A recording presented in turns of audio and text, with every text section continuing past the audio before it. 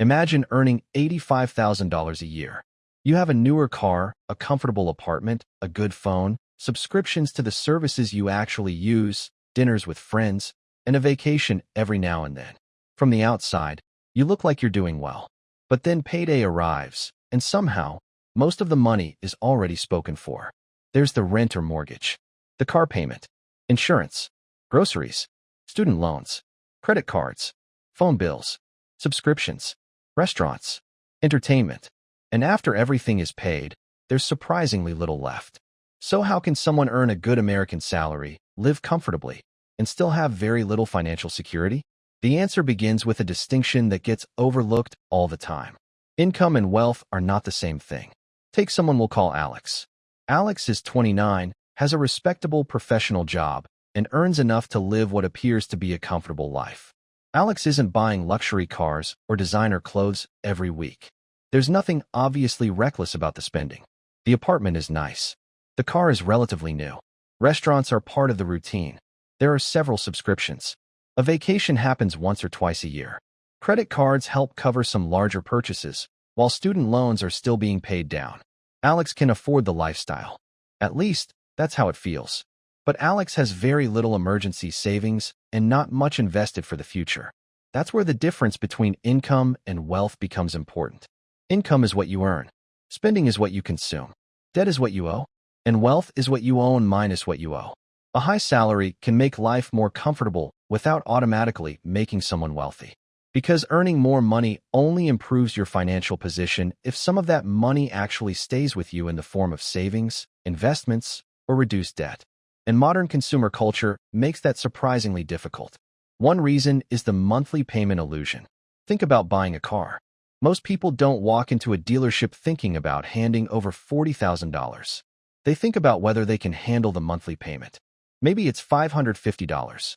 That sounds manageable. Then there's the phone financing. Another payment. The credit card. Another payment. The streaming services. More monthly expenses. The apartment. Insurance. Utilities. Groceries. Each individual cost can feel reasonable. But financial pressure doesn't come only from one enormous expense. It often comes from dozens of smaller commitments that quietly consume future income. That's why asking, "Can I afford the payment?" isn't always enough. A better question is, how much of my future income am I committing? And there's a psychological reason people tend to focus on the present. We naturally value things we can enjoy now. A new car gives you something immediately. A vacation creates an immediate experience. A new phone feels better immediately. Saving $500 creates almost no visible excitement. Nobody sees your emergency fund. Nobody compliments your retirement account. Nobody knows that you have 6 months of expenses sitting in savings. Consumption is visible. Wealth is mostly invisible. And that creates another powerful force, social comparison. You see your coworker's new SUV. A friend moves into a nicer apartment. Someone posts vacation pictures. Another person upgrades their phone. Suddenly, the things you already own can start feeling ordinary. This doesn't mean people are shallow or irresponsible. It's simply how comparison works.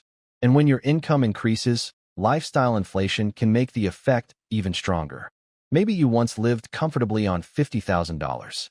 Then your salary rises to $70,000. Instead of that extra $20,000 dramatically improving your financial position, your lifestyle expands. A better apartment, a newer car, more restaurants, more travel, more convenience. There's nothing inherently wrong with enjoying the money you've earned. The problem appears when spending rises almost as quickly as income.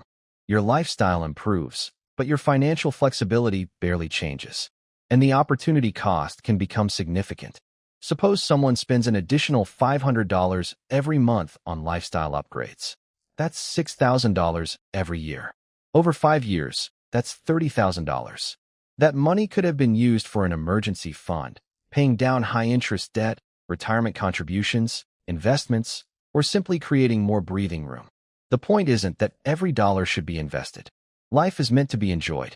The point is that every dollar has a trade-off.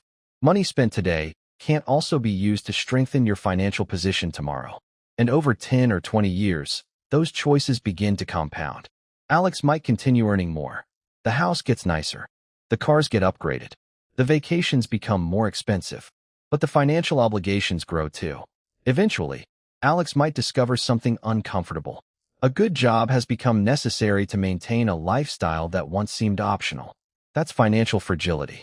It's possible to look comfortable while having very little room for something unexpected. And financial security isn't simply about having a high income. It's about having options. Could you handle several months without a paycheck? Could you deal with an unexpected expense without immediately reaching for a credit card? Could you change careers, move somewhere new, or take a lower-paying job without your entire financial life falling apart? Savings, investments, and manageable debt create that flexibility. They don't necessarily make you look richer. They make you less dependent on your next paycheck.